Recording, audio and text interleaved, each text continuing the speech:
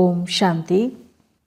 24/1/2026 காலை முரளி பாப்தாதா மதுபன்.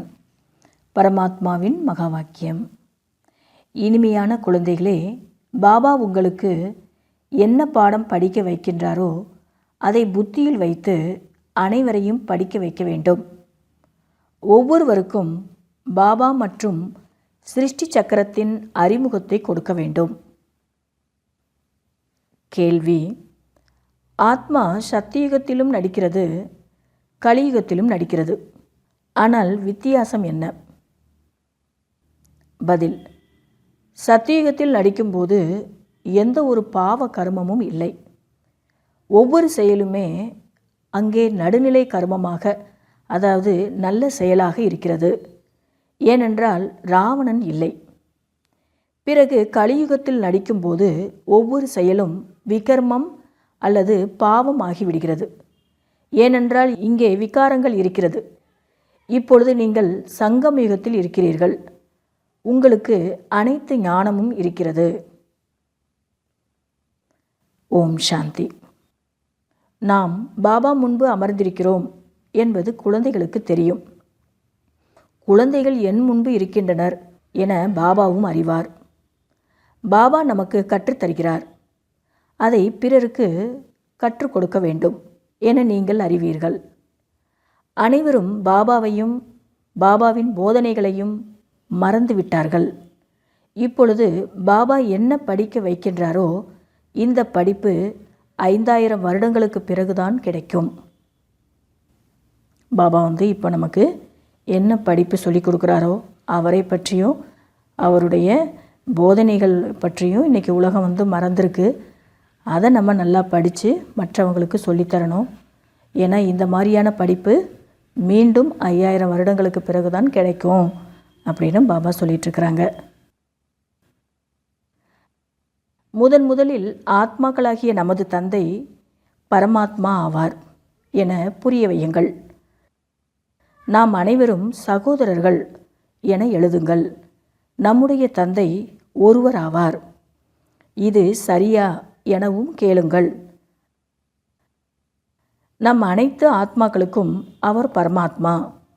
அவருக்கு தந்தை என்று அழைக்கப்படுகிறது. இதை நன்கு புத்தியில் பதிய வைத்தால் போதும். சர்வ வியாபி என்பது நீங்கிவிடும். இந்த விஷயத்தை நம்ம எழுதி மற்றவங்களுக்கு புரிய வச்சுட்டு கேள்வி கேட்டோம் அப்படின்னா அவங்களுடைய புத்தியில் பரமாத்மா தான் நம்முடைய தந்தை அப்படிங்கிறது பதிஞ்சிருச்சுன்னா சர்வ வியாபிங்கிற ஞானம் போயிடும் அப்படின்னு பாபா சொல்லிகிட்ருக்கிறாங்க. முதலில் நாம் ஆத்மா பரமாத்மா இல்லை என்ற நிச்சயம் இருக்க வேண்டும். நமக்குள் பரமாத்மா இல்லை, அனைவருக்குள்ளும் ஆத்மா தான் இருக்கிறது. ஆத்மா உடலின் ஆதாரத்தில் நடிக்கிறது. இதை உறுதிப்படுத்தி கொள்ள வேண்டும். அந்த தந்தை சிருஷ்டியின் முதல் இடை கடைசி ஞானத்தை கூறுகின்றார். வேறு யாரும் சிருஷ்டியின் ஆயுள் எவ்வளவு என்று அறிய முடியாது.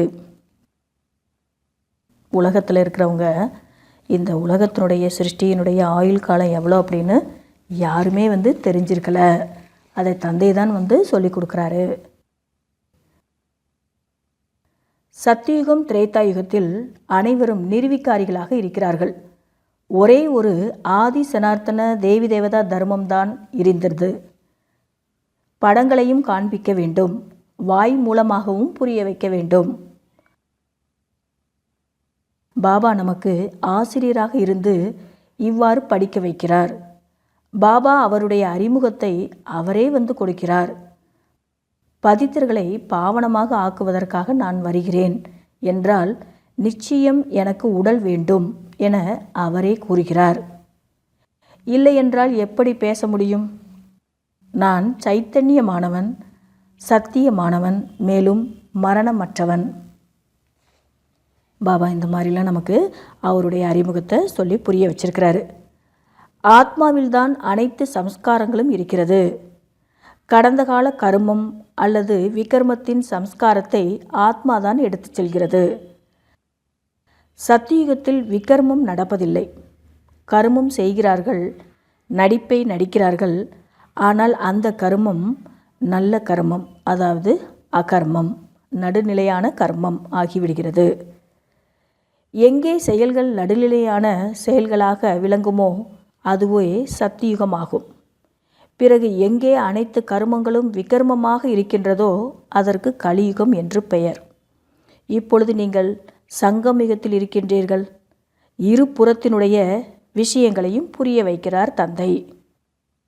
கலியுகத்தை பற்றியும் சொல்லித்தராரு, சத்தியுகத்தை பற்றியும் சொல்லித்தராரு. சக்கரமும் புத்தியில் நினைவிற்கு வருகிறது. விதை மற்றும் மரம் நினைவில் வரும்படியாக மரம் இருக்கிறது. இந்த விதை இந்த மரத்தினுடையது, இதிலிருந்து இந்த பழம் கிடைக்கிறது. இந்த எல்லையற்ற மனித சிருஷ்டி என்ற மரம் எப்படி இருக்கிறது என்கிற ரகசியத்தை நீங்கள் புரிய வைக்கிறீர்கள். ஒரு மரம்னா அதை பற்றி எல்லாரும் தெரிஞ்சிருப்போம். அதுபோல் இது மனித மரம். இந்த மரத்தில் உடைய அனைத்து விஷயங்களையும் நம்ம தெரிஞ்சுக்கிட்டோம் பாபாவால். இப்போ மற்றவங்களுக்கும் புரிய வைக்கணும். ஒருவருக்கு புரிய வைத்தாலும் அல்லது பலருக்கு புரிய வைத்தாலும் புரிந்து கொள்கிறாரா, ஆமாம் என்று கேட்கிறாரா என்று நீங்கள் கவனம் கொடுக்க வேண்டும். இந்த மாதிரி நமக்கு ரெஸ்பான்ஸ் பண்ணுறாங்களா அப்படின்னு முதல்ல பார்த்து தான் ஞானம் கொடுக்கணும் அப்படின்னு தந்தை சொல்லிகிட்ருக்கிறாங்க. முதலில் பாரதம் 24 கேரட் சுத்த தங்க பறவையாக இருந்தது. அதாவது மிக தூய்மையான புது உலகமாக இருந்தது. பிறகு அழுக்காகிவிட்டது. தந்தையோ சைத்தன்யமான ஆனந்த சொரூபமாக இருக்கும் காரணத்தினால் அவருக்கு நாலேஜ்ஃபுல் என்று கூறப்படுகிறது. இனிமேலும் இனிமையான குழந்தைகளே, யார் பல பிறவிகளை எடுத்து கடைசியில் உள்ளாரோ, முழுமையாக 84 பிறவிகளை எடுத்திருக்கின்றாரோ, நான் அவருடைய உடலில்தான் வருகின்றேன் என பாபா புரிய வைக்கிறார். யாருக்குள் பிரவேசம் ஆகிறாரோ அவருடைய ஆத்மாவில் சிறிதும் ஞானம் கிடையாது. பிரம்ம பாபாவுக்கு இதற்கு முன்னாடி ஞானம் இல்லாமல் இருந்தது. இந்த ஞானம் அவரிடம் இல்லாமல் இருந்துச்சு.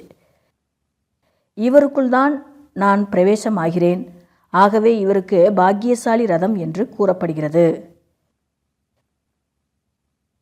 கீதைதான் அனைத்து சாஸ்திரங்களின் தாய் என கூறப்படுகிறது. இந்த சங்கமிகத்தில் தந்தை பிராமணன் மற்றும் தேவதா குலத்தை ஸ்தாபனை செய்கிறார்.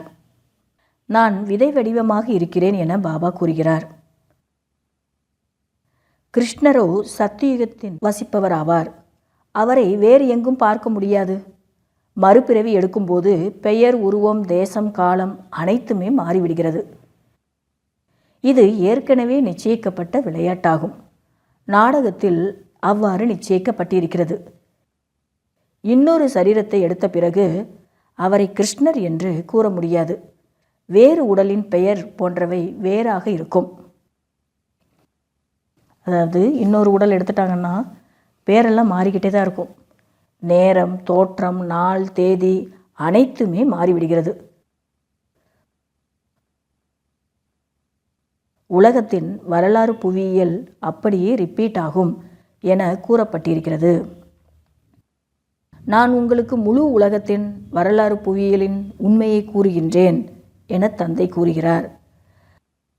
தேகம் உட்பட்டு தேகத்தின் அனைத்து தர்மங்களையும் விட்டுவிட்டு தன்னை ஆத்மா என உணருங்கள் என கீதையில் கூட இருக்கிறது. திரும்ப தன்னுடைய வீட்டிற்கு நிச்சயம் போக வேண்டும். பக்தி மார்க்கத்தில் பகவானிடம் செல்வதற்காக எவ்வளவோ உழைக்கிறார்கள்.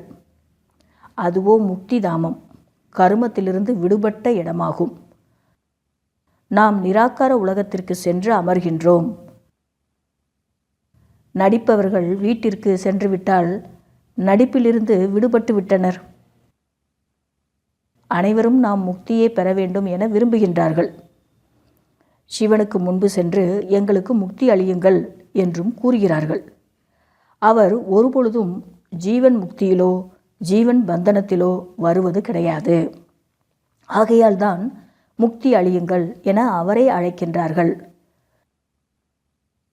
இந்த உலக நாடகத்தில் மாட்டாதவர் ஒருத்தர் மட்டும்தான், அது பரமாத்மா மட்டும்தான். அவருக்கு ஜீவன் முக்தியும் கிடையாது, ஜீவன் பந்தனமும் கிடையாது. அதனால தான் எல்லாரும் அவர்கிட்ட முக்தி வேணும்னு கேட்குறாங்க, அவரை தான் கூப்பிடுறாங்க. ஜீவன் முக்தியும் அவரே தான் கொடுக்கிறார். நல்லது. இனிமேலும் இனிமையான காணாமல் போய் கண்டெடுக்கப்பட்ட செல்லமான குழந்தைகளுக்கு தாயும் தந்தையும் ஆகிய பாப்தாதாவின் அன்பு நினைவுகள் மற்றும் காலை வணக்கம். ஆன்மீக குழந்தைகளுக்கு ஆன்மீக தந்தையின் நமஸ்காரம். கடைபிடிக்க வேண்டிய முக்கியமான சாராம்சம். முதல் பாயிண்ட்டு, நாம் அனைவரும் ஆத்மாக்கள் என்ற ரூபத்தில் சகோதரர்கள் ஆவோம். இந்த பாடத்தை உறுதிப்படுத்தி கொள்ள வேண்டும், உறுதிப்படுத்தவும் வேண்டும். தனது சம்ஸ்காரங்களை நினைவினால் சம்பூர்ண தூய்மையாக்க வேண்டும். செகண்ட் பாயிண்ட்டு, 24 கேரட் உண்மையான தங்கமாக மாறுவதற்கு, அதாவது சதோப்பிரதானமாக மாறுவதற்கு கர்மம் அகர்மம் விகர்மத்தின் ஆழமான விளைவுகளை புத்தியில் வைத்து எந்த ஒரு விகர்மமும் இப்பொழுது செய்யக்கூடாது. வரதானம்: பயத்தின் நடனத்தை விடுத்து சதா குஷியின் நடனம் ஆடக்கூடிய மாஸ்டர் ஞானம் நிறைந்தவர் ஆகுங்கள். எந்த குழந்தைகள் மாஸ்டர் ஞானம் நிறைந்தவர்களாக இருக்கின்றார்களோ அவர்கள் ஒருபொழுதும் பயத்தின் நடனம் ஆட முடியாது. ஏணிப்படியில் நொடியில் கீழே இறங்குவது, நொடியில் மேலே ஏறுவது என்ற இந்த சம்ஸ்காரத்தை இப்பொழுது மாற்றிக்கொண்டீர்கள் என்றால் மிகவும் வேகமாக செல்வீர்கள். கிடைத்திருக்கின்ற அதிகாரத்தை, ஞானத்தை, பரிவாரத்தின் சகயோகத்தை மட்டும் பயன்படுத்துங்கள். தந்தையின் கையோடு கைகோர்த்து நடந்து சென்றீர்கள் என்றால் குஷியின் நடனம் ஆடிக்கொண்டே இருப்பீர்கள், பயத்தின் நடனம் ஆடமாட்டீர்கள். ஆனால் எப்பொழுது மாயாவின் கையை பிடிக்கின்றீர்களோ அப்பொழுது பயத்தின் நடனம் ஆடுகின்றீர்கள். ஸ்லோகன்: யாருடைய சங்கல்பம் மற்றும் கர்மம் மகானாக இருக்கின்றதோ அவர்களே மாஸ்டர் சர்வசக்திவான் ஆவார்கள். அவ்வக்த இஷாரே: இந்த அவ்வக்த மாசத்தில் பந்தனங்களிலிருந்து விடுபட்டு ஜீவன் முக்தி ஸ்திதியின் அனுபவம் செய்யுங்கள். மாஸ்டர் திரிகாலதர்ஷியாகி ஒவ்வொரு கர்மம், ஒவ்வொரு சங்கல்பம் செய்யுங்கள் மற்றும் வார்த்தையை பேசுங்கள். அப்பொழுது எந்த ஒரு கர்மமும் வீணானதாக மற்றும் அர்த்தமற்றதாக ஆக முடியாது. மாஸ்டர் திரிகாலதர்ஷி சீட்டில் உட்காந்து ஒவ்வொரு செயலை நம்ம செய்தோம், எண்ணங்களை கொண்டு வந்தோம், பேசணும் அப்படின்னா நம்முடைய செயல் கர்மம் எதுவுமே வீணாகாது, அர்த்தமற்றதாகவும் ஆகாது. திரிகாலதர்ஷி அதாவது சாட்சி நிலையில் நிலைத்திருந்து இந்த கர்ம இந்திரியங்கள் மூலம் கர்மம் செய்தீர்கள் என்றால் கர்மத்திற்கு வசப்பட மாட்டீர்கள். சதா கர்மம் மற்றும் கர்மத்தின் பந்தனங்களிலிருந்து விடுபட்டவராகி தன்னுடைய உயர்ந்த நிலையை அடைவீர்கள். நல்லது. ஓம் சாந்தி.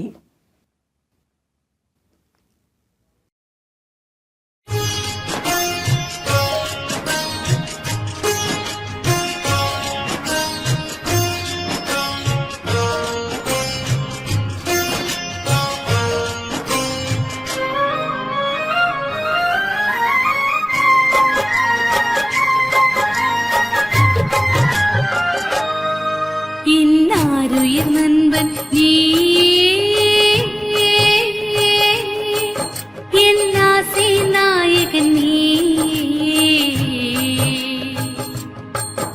என் உயிர் பாபா உன் மனதில் பலியாகிறே, என் உயிர் பாபா உன் அன்பில் பலியாகிறே, என்னாருயிர் நண்பன் நீ.